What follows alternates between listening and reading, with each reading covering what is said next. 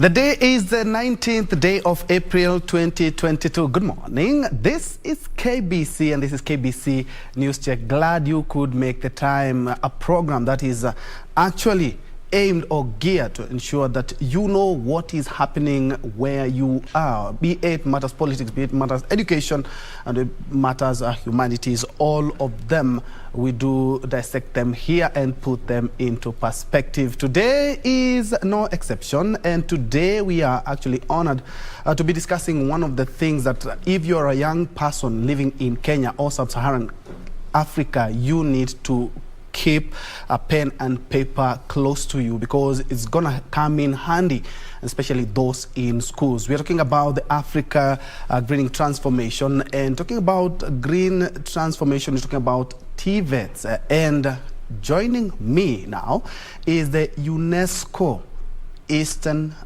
Africa Regional Director, Hubert Hinson. Professor, welcome. Karibu sana. Asante bwana, asante Troy. Ala, unajua Kiswahili? Ninajua kidogo. Kwa sababu nilikaa Tanzania, lakini ilikuwa ya zamani. Welcome. You are the UNESCO Regional Director, and UNESCO has done a lot in terms of matters education. And a few minutes just before we got here, you told me that people know about UNESCO being United Nations education, scientific and cultural, but they fail to understand that there are a lot of things encompassed in UNESCO. Perhaps you can shed light on that before we begin our discussion. Yeah, indeed, UNESCO has quite a broad mandate, and many people will recognize the E of UNESCO, education, the S for science and science cooperation, and the C is usually read as culture, because many people know the UNESCO World Heritage Sites, and Kenya has so many of them. The C, however, also stands for communication and information, and UNESCO holds the mandate on that on behalf of the UN system. That relates, for instance, just in 2 weeks' time, we will celebrate the World Press Freedom Day. Everyone knows that, and this is hosted and organized by UNESCO on behalf of the UN system. We work a lot with schools of journalism, the basic freedoms, the freedom of access to information, the freedom of speech. So that is all incorporated in the C of UNESCO as well.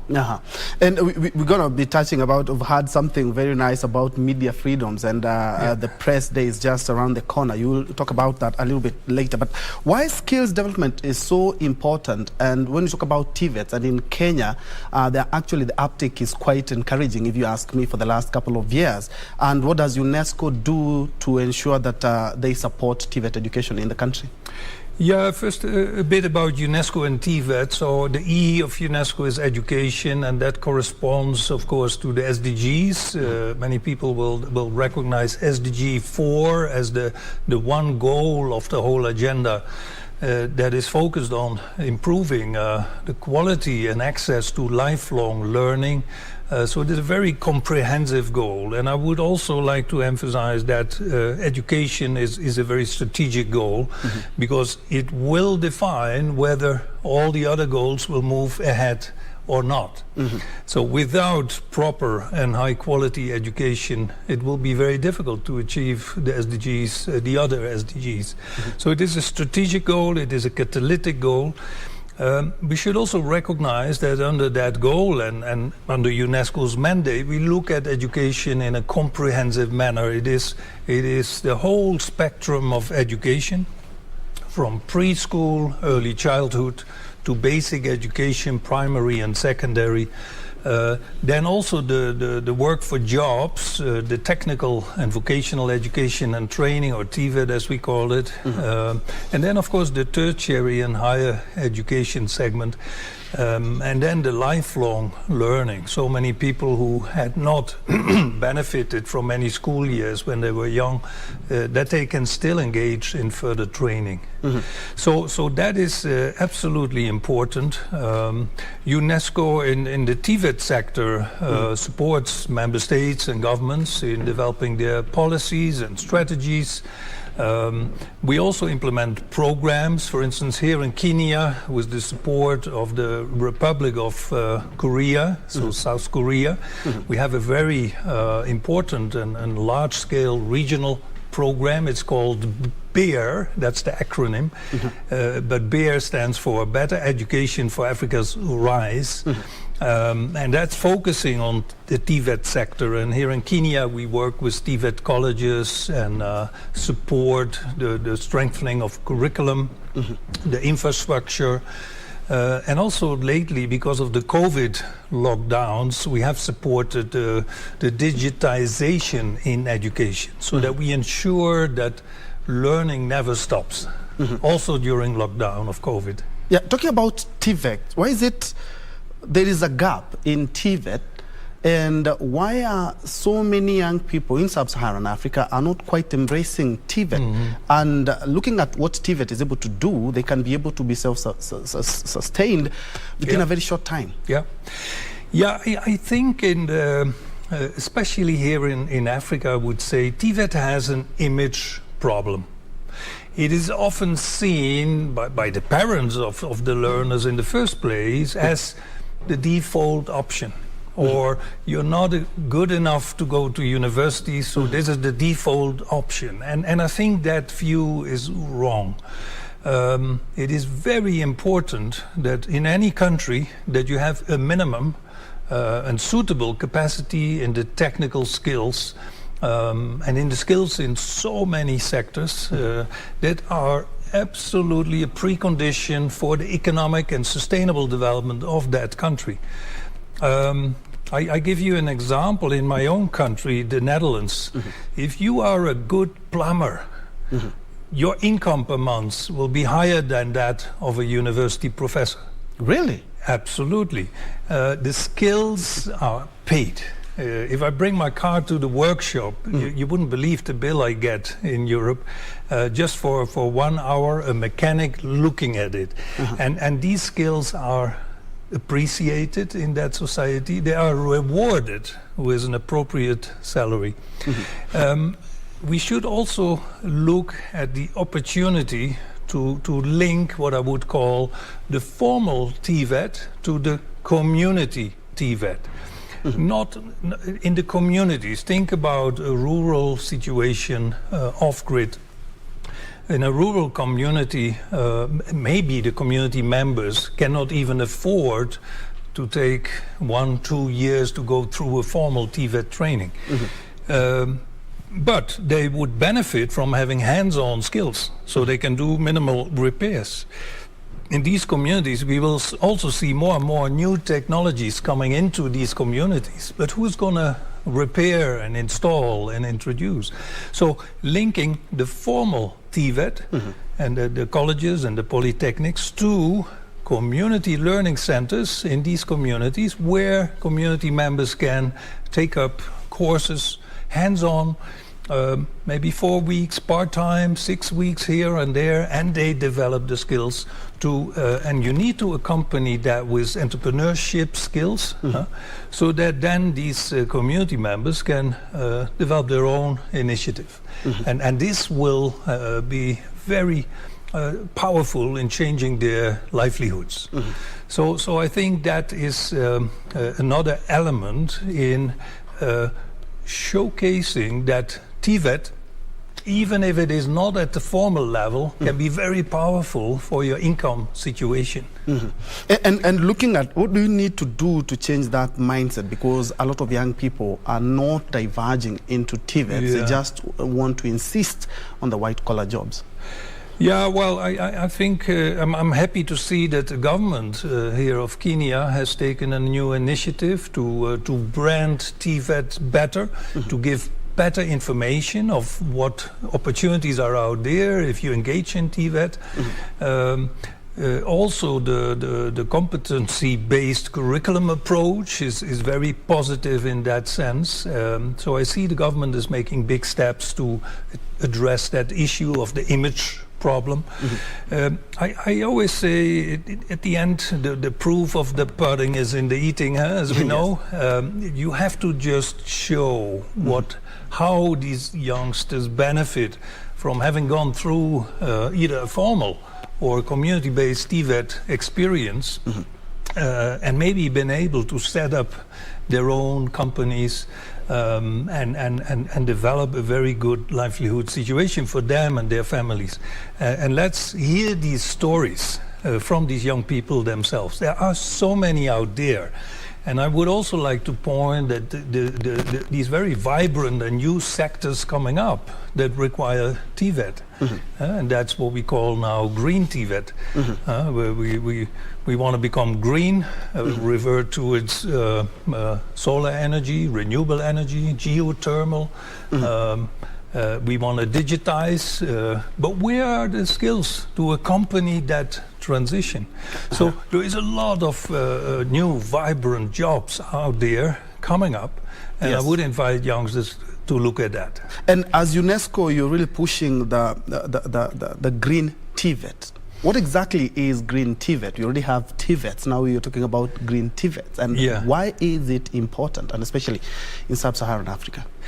Yeah, UNESCO developed a global strategy on TVET, and already 8 years ago, when it pitched that strategy, it identified as one of the 3 pillars under that strategy the need to focus more on green TVET. And the green TVET really responds to the wish of political leadership to see a transformation happen. And that transformation, the word transformation, has been introduced and used a lot since the introduction of the Agenda 2030 and the SDGs. And for Africa, the opportunity really is to see a green transformation of Africa in the coming years. That is a process. This doesn't happen overnight. This may take 2 decades, 3 decades, but in that trajectory, you need to accompany the new technologies that come in, and I mentioned renewable energies of all forms, not only solar. This country also has a potential in other forms of renewable energy. Geothermal was mentioned. So that is one, but also thinking about that the green transformation also needs to look at other green technologies, waste recycling, waste processing. There is wastewater treatment so that water can be reused. We talk a lot about droughts and water challenges we have in this country and in the region. But look at the way we deal with water. We use it once and then throw it away dirty in the same resource that we use it from.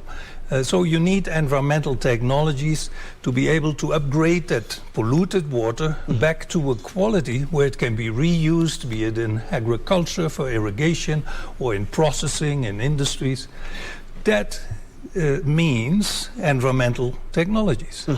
But I ask the question again, where are the skills to accompany that green transformation of Africa, that green transformation of Kenya? That is out there in the very near future, but we should be very careful in accompanying that with the right capacities for these green skills. This will require for Africa billions and billions of dollars of investment to make that transition, but much of that investment may actually be lost if you don't at the same time build these technical capacities to accompany this transition. And Prof, looking at sub-Saharan Africa, we are now embracing geothermal, wind power, and some countries like South Africa have started matters nuclear. But here in sub-Saharan Africa, looking at the power uptake, not only in TVET institution or even schools, the power uptake is quite low. Yeah. That is quite a hindrance, if you ask me, for the greening of TVETs. True. Well, there's always 2 sides on a coin. On the one hand, I would say indeed Africa lags significantly behind when it comes to infrastructure in these areas. And I would not only point at renewable energy or energy sector. If you look at how many communities are off-grid, for UNESCO, the education mandate, we look at schools. And if you know that for sub-Saharan Africa, more than 50% of the schools are not on the grid. And no energy also means when you want to use digitization for education, ICT in education, you can't, because you need energy. And that's the other part where 2 years ago, when COVID hit the world turned digital. And in education, that meant distance education via ICTs. And I'm not saying it was easy. UNESCO launched a global coalition to bring some 200 partners on board to ensure, and these were partners in the telecom and the ICT world, the IBMs, the Microsofts, etc., who are way of this world, to team up, join forces to support the education systems globally in ensuring that education never stops. And I think we learned a very hard lesson. But the two sides of the coin also mean this, that we also realize that bringing ICT in education can also be very powerful in significantly raising the quality of education. So you can access the best curriculum in the world, and it can help to increase access. So it is a quantity leap argument. Many more learners can join, also in tertiary and higher education and universities. And it is a quality leap argument, that is, you can access the best curriculum. Now, when I come to the other side of the coin for Africa, we oftentimes, and I just joined the 8th Africa Regional Forum on Sustainable Development, which was held in Kigali a few weeks ago. And we tend to look at the challenges that we have. So 50% of schools not connected to energy, digitization. I think less than 20% of schools in Africa have ICT access. And we see that as a gigantic problem and challenge, which it is. So, but I would also look at the other side of the coin, that being behind could now become a strategic advantage. And you would wonder, how is that? Well, yes. Look at it. Countries in Europe, like my country, in the US, they have for the past 150 years or so invested in building their carbon-based economies. Trillions and trillions of dollars invested there in infrastructure that is now the carbon-based economy. Only to realize now we're driving full speed in a dead-end road. Yes. And we need to go full on the brake, turn around. Africa hasn't turned into that dead-end road yet. So Africa could basically start immediately embarking on that green agenda, renewable energies, and combine that with digitization to drive Africa's green transformation. Can be done without having to write off and destroy a carbon-based economy, correct? So this is a strategic advantage we need to look at more. So the downside, yes, is there. We need to fast-track investments in energy infrastructure and digitization. But the upside is, actually, we can do it starting tomorrow.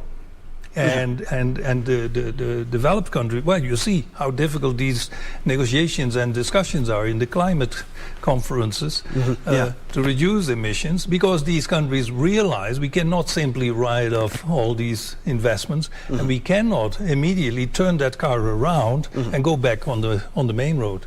It's a very interesting point that you've brought for Africa should embrace the point that they have not sunk deep into the carbon economy, and pick it from there where we can do the green economy now.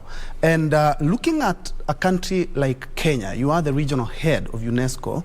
Where are we in greening? You say that we can start this as early as tomorrow. Where are we as a country? Yeah. Well, I would say some countries in Africa have probably better preconditions for this to happen and start tomorrow than others. And I would count Kenya into that small group of countries. You have already quite a good setup in the ICT sector, in digitization, with startups and new companies, where mostly young entrepreneurs engage. You have good preconditions for the renewable energy sector with a diverse approach towards the kind of energies, not just one type of energy. Of course, solar. You benefit from a lot of sunshine here, but the geothermal, maybe hydropower or microhydro. I talked about waste processing and recycling. If you process waste, you can also produce energy. That could be methane gas or hydrogen gas. So the opportunities are out there. I believe that Kenya has the right set of preconditions for this to happen soon, where we must recognize there are already some seeds here and there where this is already happening. So we don't start from scratch, and then the preconditions, a facilitating government, that's all important. The link to private sector and investments, that will be important in the next steps. And in the Agenda 2030, we talk about, and also I think in the SDGs, leaving no one behind. Yeah. What role do you think the TVETs can do to ensure that we do not leave anyone behind, especially with the new technology that is cropping up each and every day? True. Well, leaving no one behind shouldn't be an empty slogan. I must admit I hear it too often without it being followed in the next sentence and that is what we're going to do. If I take the example of the communities in Africa and also in Kenya that live in rural off-grid situations, I would say they are part of the most left behind. Because basically their opportunities are limited. If you don't have energy access, what can you do to change your livelihood situation? They are caught in a catch-22. And the interesting thing is that I talked earlier about linking formal TVET to community TVET. If you do that now in these new sectors, these green TVET areas, well, think of it, if we would be able to bring renewable energy and ICTs to rural off-grid communities, and then via community-based TVET and green TVET to empower and train community members, focusing in particular on youth and women from these communities. And with entrepreneurship training, get them ready to take up all these opportunities, first in these sectors themselves, the energy, the ICT, the digitization sector, the installation of these panels, the servicing of batteries, the introduction of Wi-Fi at the school and at the businesses in these communities. Who's going to do that? Let the community members pick up these opportunities and set up their own little businesses. But then that's only the trigger for what now next is possible. Once there is ICT and energy access in such a community, the whole situation changes. The local farmer can now run a pump and irrigate and have higher crop yields and more predictable income. You see a company come introducing electrical bikes. Yes.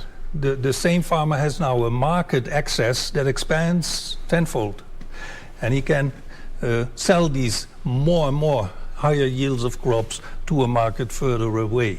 And I could go on and on. The processing, the creative industry. You will see an enormous spin-off from this and a wide range of socio-economic spin-off opportunities.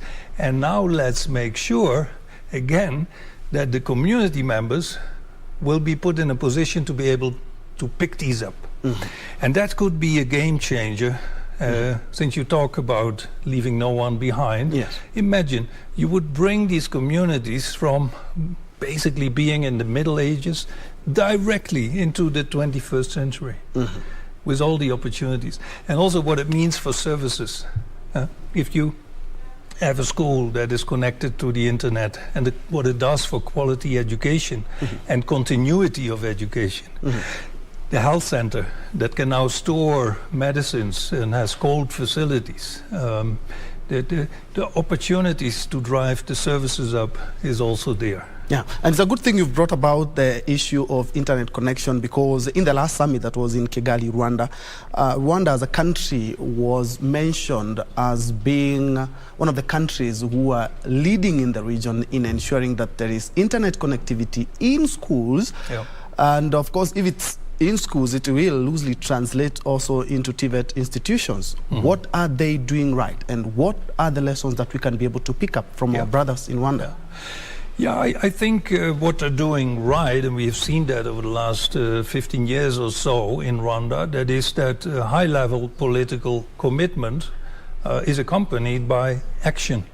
And that works. And if you do that in a limited number of areas and you say, we're going to do this, we're going to digitize Rwanda, but then also follow up and say, well, this is then what it takes, and this is what we need to do, that then it happens.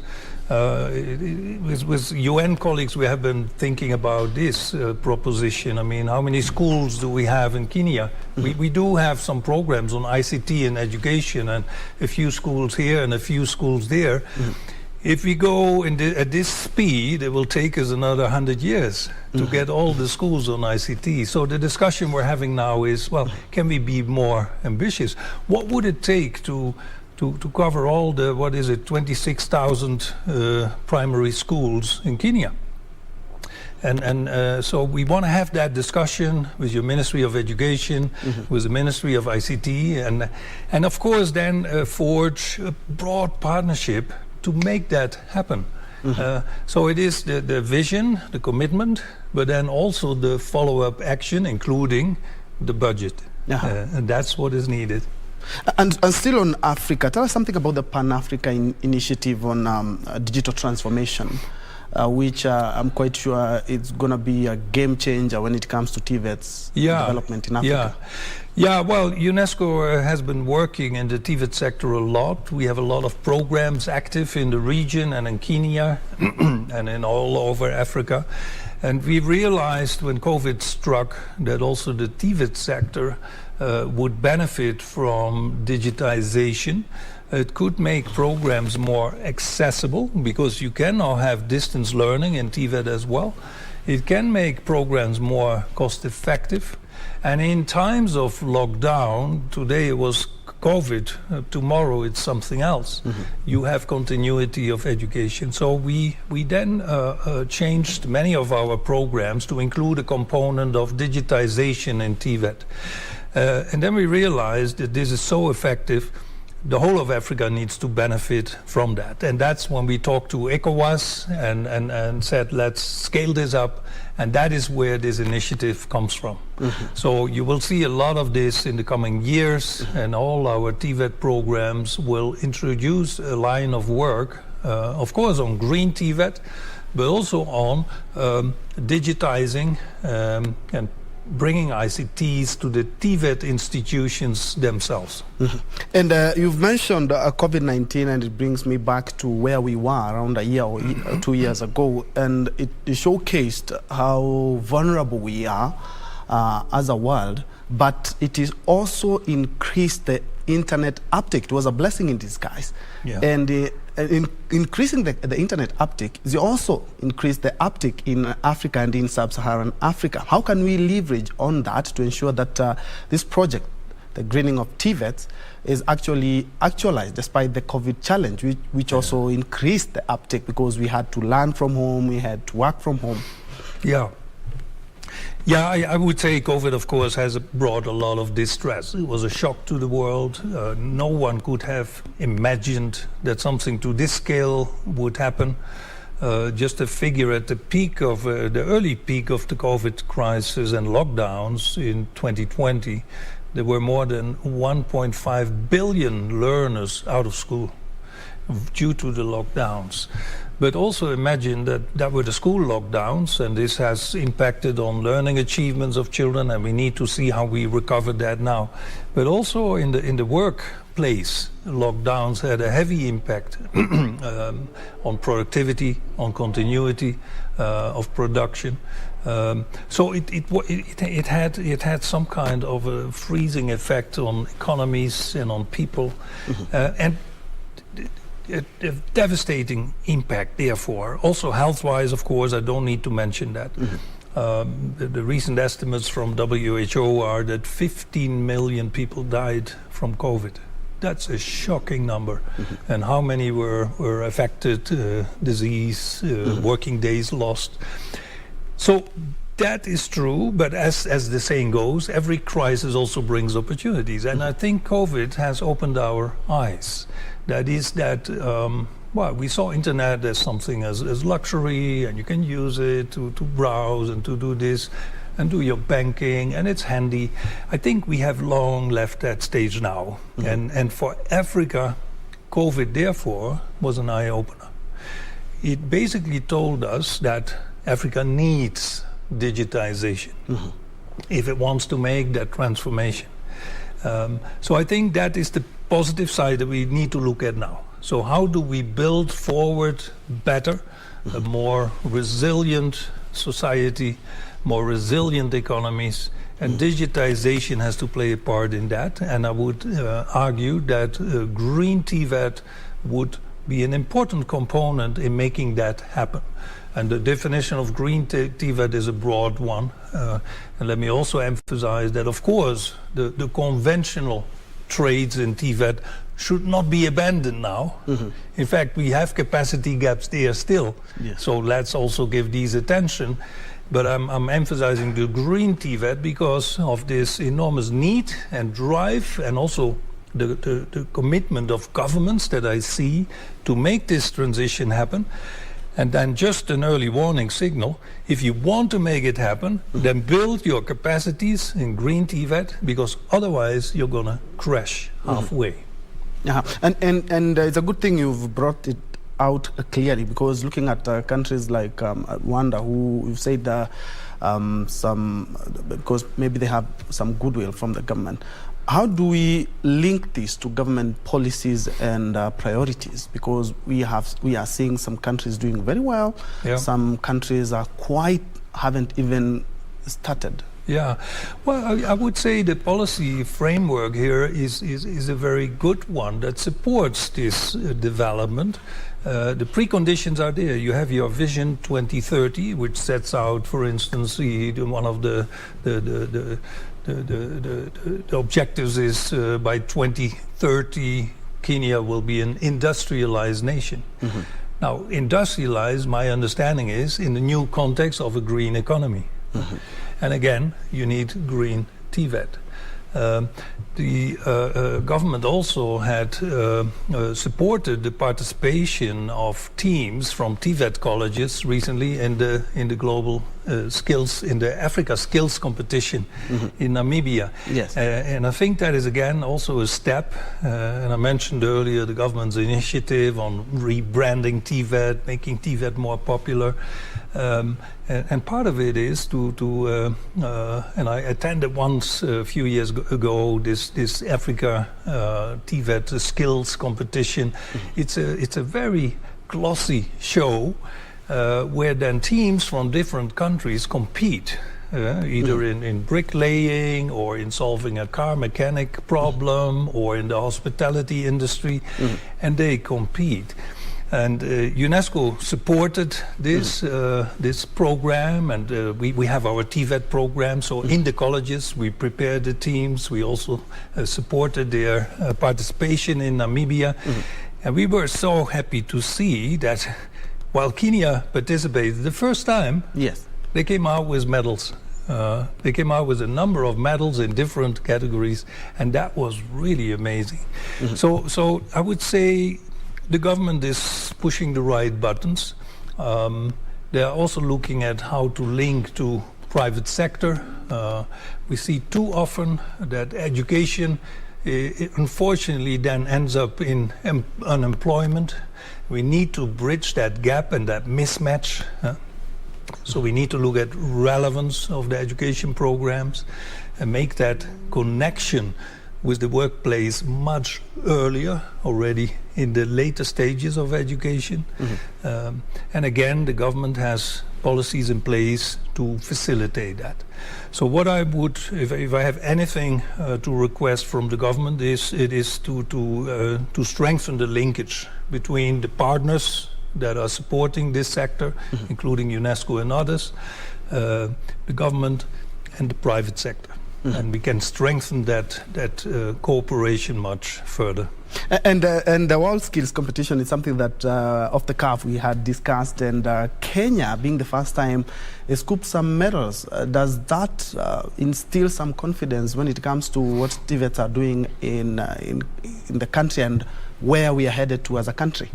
Well, it's a good indication that when youngsters engage in TVET, they're doing a good job, they get a good training, they can compete. And exposure as well. Yeah, they can compete with their peers in the region.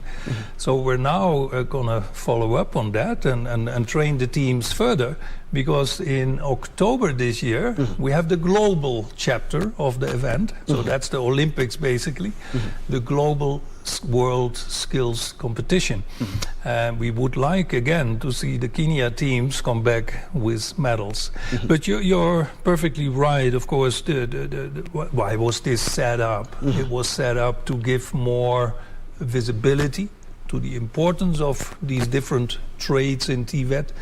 And to pour it in this glossy format, you can imagine, with a very glossy show and prize winners, the Oscars for the TVET. The popularity of TVET immediately goes up, and we have seen that in countries where we do this. And we hope, therefore, that we get more attraction to TVET training, that more young people realize that this can change my future, because I learned something very concrete. I learned, for instance, how to install solar panels. And that can, I mean, before we have introduced renewable energy all over Africa, that will take some time. And when all these solar panels are there, they need servicing and mechanics to support and upkeep them. No opportunities for the youth. New opportunities. There's a wealth of work and a wealth of income generating activities out there. And away from the World Skills Competition, of course, we hope that Kenyans will showcase their skills again to the rest of the world. There's also the Bear 2 project that you have in Kenya. Kindly touch on it. Yeah, the Bear program is one of our flagship programs in TVET. We have a number of other programs and projects, and we're starting up new ones. I just came back from South Sudan, where we also started an important cooperation with Sweden. Again, that was a $12 million initiative. The Bear is a program with $10 million per phase of 4 years. Is active now in this region, supported by the Republic of Korea. And it works with TVET colleges in 5 countries, strengthening the curricula, the programs, the policies, the infrastructure, as I mentioned, because when COVID came, we immediately shifted some of the budget towards digital infrastructure and modernize these TVET colleges. But let me also emphasize the importance of, and that's part of the strategy, of working regionally. We do have country-based projects and programs, but as a regional office, I stimulate mostly the collaboration regionally. And that's so important, the learning between countries. And I must say, in Africa, we do a lot in trying to look over the fence to other countries, but not enough. So I would like to introduce that concept and approach in all our programs because it is so powerful. First of all, it makes your program more cost effective, because a lot of the products, if you will, in these projects they could be shared, be it curriculum, be it policies, capacity building can be shared. But also you can exchange best practices, what works, what doesn't work, innovation, and just together you move quicker. So I think that is an important dimension in the program. And this has been a collaboration with the Republic of Korea for many years already. And we look forward to the continuation of that. Yeah. And in your program, I've noticed that you have a bias when it comes to women. Kindly shed light on that. Yeah, well, fortunately, I see more and more programs to become gender, as we call it, gender transformative. You talked earlier about leaving no one behind. Well, let's go back to a rural off-grid community. And these are the communities that I would say are most left behind. But in these communities, you have the women who are particularly left behind, caught in a catch-22. How do they get out of it? How do they develop livelihoods? So TVET could again be the answer, but when I then look at the TVET traits, you find women in particular subsectors, such as secretarial, nursing, hospitality industry. And overall, and because that's where the big numbers are, and then the overall picture looks still not too bad. In Kenya, 43% of the TVET learners are women. So you would say, that's fine. But now let's take these aside, the hospitality, nursing, secretarial, and look at the more technical and engineering subjects, what we call the typical male-dominated areas of car mechanics and so. And suddenly you see the percent of women drops to 5%.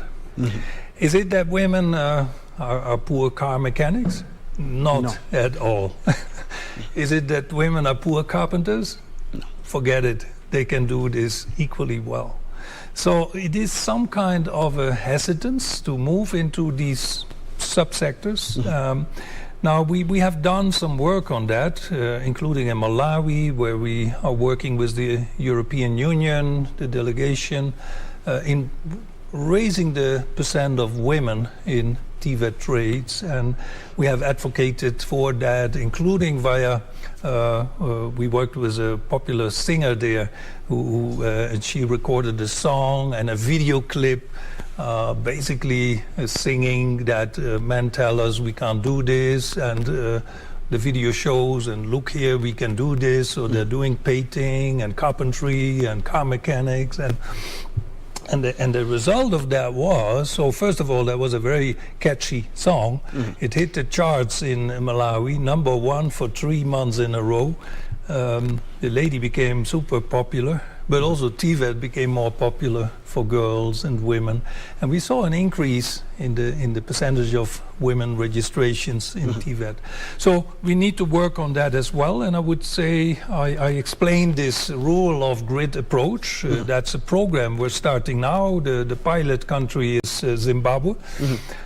So where in rural areas we work with private sector, telecom, energy companies, banks, to bring these infrastructures, energy, ICTs, and via community learning centers, we're especially taking up women and youth from these communities in hands-on community TVET.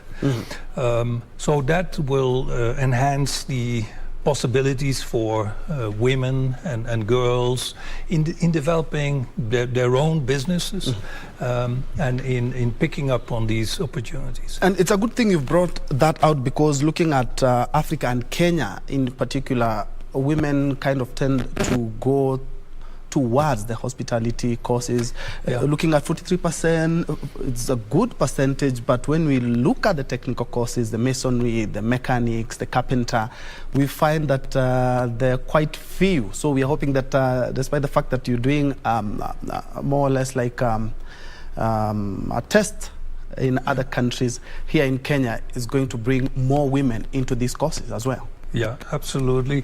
And I think it is more or less a mindset thing. We men think women can't do this. We men think these are jobs for men. And then women start thinking the same. So if a girl in the household says, "Mom, I'm gonna be a car mechanic," the mother will look at her. But let's look at it. I mean, the world is changing, and these areas are getting more and more interesting for ladies. We have, of course, at UNESCO programs that stimulate. It starts already in the education system at the lowest levels, at primary education and secondary. Think about the way we bring science topics to the classroom. I mean, that is so boring and complex and difficult. They see this as a difficult subject, and then tend to shy away from it. So we have programs on STEM education to make science and engineering topics more popular, and that hopefully pays off later on. Yes. When these young girls have to make a choice, what am I going to do? But even at the higher levels, that has been a challenge. But I'm pleasantly surprised nowadays when I sit in Kenya Airways and there is a female voice announcing that this is your captain speaking. Yes. So that's true. That's it's makes happening. somebody feel something. Of course, the good professor here is putting it very well. Is the professor Hubert, who is the UNESCO Regional Director for Eastern Africa. We are almost winding up with the good professor here. In case you just joined us, we are talking about greening, and especially when you talk about greening of TVET or TVET institutions in the country. A lot has been done by UNESCO, as he has alluded to, and we are trying to dissect that and putting that into perspective to ensure that we get the correct and the right message out there to our young people. Professor, as we wind up, what are some of the challenges of actualizing this quite an immense task, quite an ambitious project? Yeah, there are always a number of challenges, but I emphasized earlier that every challenge comes with opportunities, so I also want to see the positive side of it. But in terms of challenges in this sector of TVET, it is very important that we emphasize the right partnership.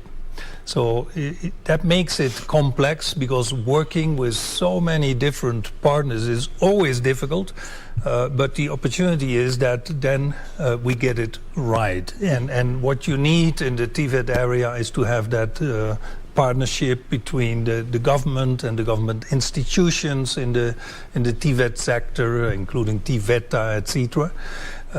You need the private sector and employers associations, because we are talking about technical skills, green skills for employment. That could include self-employment. There is a lot of potential there. So also the entrepreneurship dimension needs to be looked at. Partnerships in terms of the development partners. There are quite a number of development partners active in this area. It's not only UNESCO. Within the UN, again, it's not only UNESCO. There is ILO. There is. I emphasize the position of women in TVET, so we need to work more closely with UN Women to bring in that dimension. So it is about forging that partnership. And I would emphasize here also the engagement of the ultimate stakeholders. So that is the audiences, young people, women, that we want to bring in more into these TVET trainings. Another challenge is funding, always. If you want to drive something new, this is green TVET, it's always hard to find the right funding. So it is important indeed that government prioritizes this in their budget discussions. And when partners see government prioritize, it's easier for them to also prioritize. So I would emphasize that. Of course, the TVET sector requires steep investments. We need to, and I think I made that clear in the recent discussions, that we need to step up significantly the green areas of TVET that requires new infrastructure in these colleges. and that requires investment. So you need to also look at the big banks, the African Development Bank, the World Bank, to accompany these programs. And then, of course, again, the development partners with their programs on TVET, where I would request them to be catalytic and try and become a catalyst in making it happen and connecting the dots. The last one is the point that we discussed earlier, and that is the fact that TVET has an image problem. Yeah, the mindset. And the mindset towards TVET, and young people think, no, that's for the stupid students that can't go to university, which is absolutely untrue. So we need to work on that, and we do that via these skills competitions. We also do that, and you're doing that here in this talk show, by sharing information about the exciting dimensions of TVET, talking about green TVET, in these new technologies of digitization, of energy, renewable energy, and the spin-off technologies that come from there. And that should excite young people, and hopefully also a lot of girls and young women to take up these trainings in the technical areas. Indeed. Thank you so much. And in case of any partnership, we as the media, we are always here to ensure that the masses know exactly what they should be, and of course getting out the stereotypes that TVET institutions are quite different from the varsities and the colleges that we have. Thank you so much indeed for coming, Professor. Thank you. It was a pleasure to join you, and let's look forward also the media to help change the image. Yes. The image of TVET, and TVET being exciting and green, ensuring a green future for the people of Kenya. It's a very good project, I should say. As a journalist, a good project. Thank you so much for watching that first hour. We're coming back. I have been hosting Professor Hubert, who is the UNESCO Regional Director for Eastern Africa, talking about TVETs and the greening project that they have started. Of course, they have a lot that they are doing to ensure that the quality of TVETs is upheld in the region. We are coming back in the second hour, where we are looking at how to protect the vulnerable, and especially now we have so many challenges. We had a battered economy, then we went to COVID-19, then the war in Russia escalated everything. How do we protect the vulnerable, the orphans, all of them? How do we help or lend a hand? Of course, there are a lot of projects that are currently underway to actualize that, but we'll be hosting a philanthropist who has been on the forefront to ensure that these people are not only protected, but they live well just like any other person in this country. We'll be right back.